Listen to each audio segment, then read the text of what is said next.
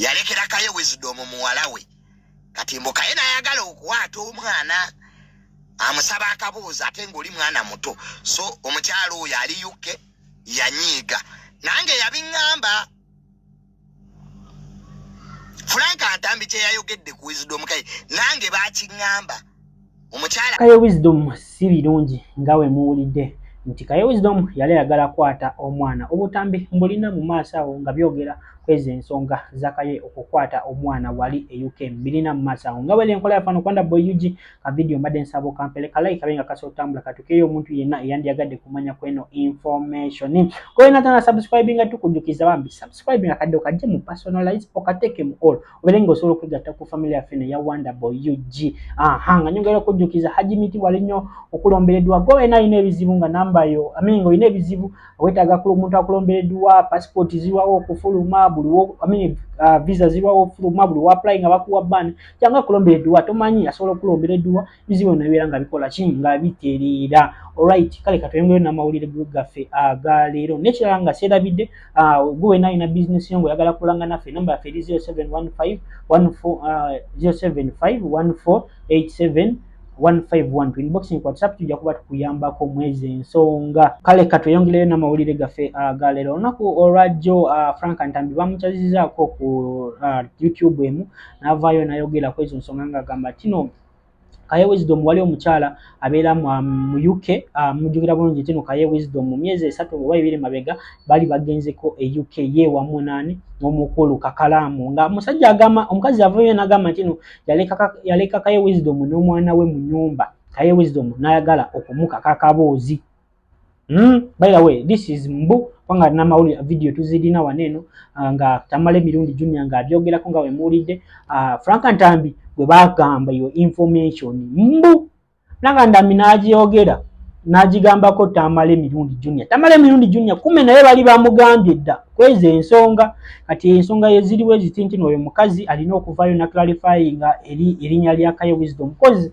ekibanga si kituufu mwana obo mumba mukoze bubi nnyo baganda bange Kaye Wisdom Tamale Mirundi Jr wamu ne Frank Atambi temusobola kuvaayo ne muwayiza omuntu kwezi ensonga nene nnyo kuvaayo newayiza omuntu rape okimanyi basobola omubbaninga emyaka egisuka mu 2 okugenda mu UK Kaye Wisdom weze ensonga osegera nawe omukazi gwe obeera nga gy'oli eyo oli UK osobola okukola akatambi no clarifying obanga kituufu yakikola kuvaayo no clarifying kuzina ensonga kozi zino nsonga nene nnyo bayirawo okwayiriza omuntu kwagala okurepinga omuntu kibi nnyo oba kupaka omuntu akaboozi ayinza obanga yabyogera mu kusaaga ng'omanyi Kaye Wisdom gwe tumanyi basaaga nnyo naye gwe novaayo nolowooza nti no byali bya serious omanyi abaana b'abazungu by the way bali so emotional ndowooza waliwo YouTube omwe amanyikiddwa nga Aisha Speed ndowooza mumujjukira abafollowinga internet abaana bato mumanyi nti no omulenzi yavaayo n'agamba nti no nze wensigalayo nzezeka ku nsi kuno n'ensanga omuwala n'agaana okumpaako biki nze nja mukola mukwata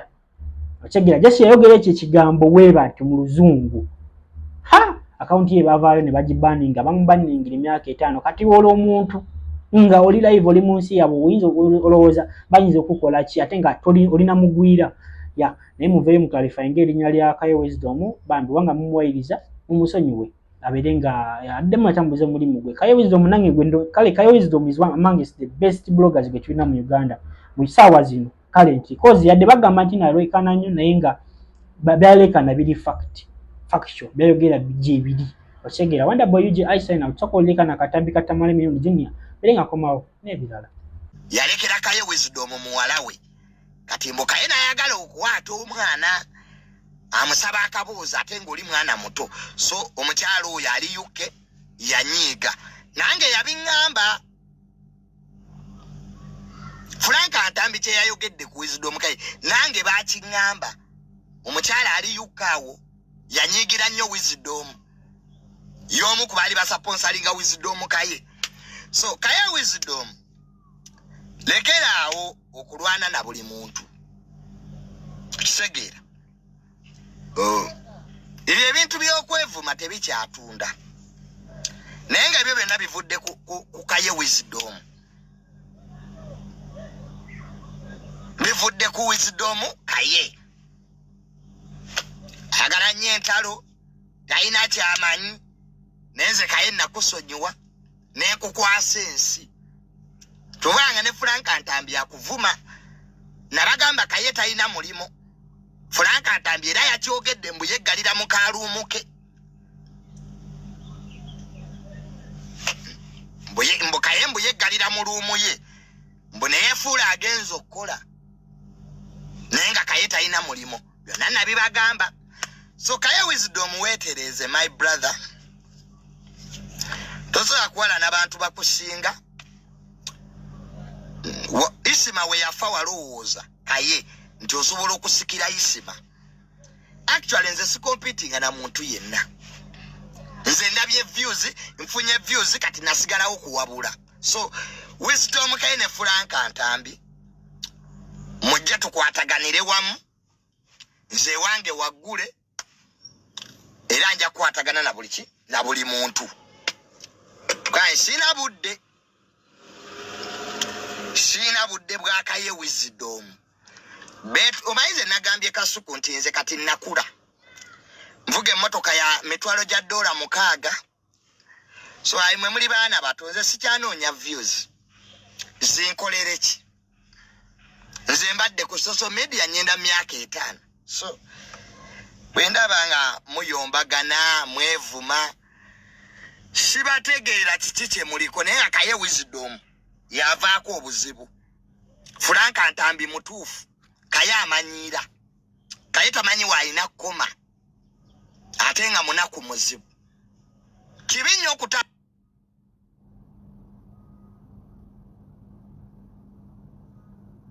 mu bulamu obutali bubwo. Kigamba nnyo abantu. Be yourself. Leka ensi ekuwe by'olina okuba nabyo so sigwe kubyewa. Buli weetwalira mu image etaliyo kati kyekikuba Wisdom Kaye olwaleero. Yalimba abantu nti mugagga munaku. Kaye asula kazo. Frank Antambi byonna yabyogedde.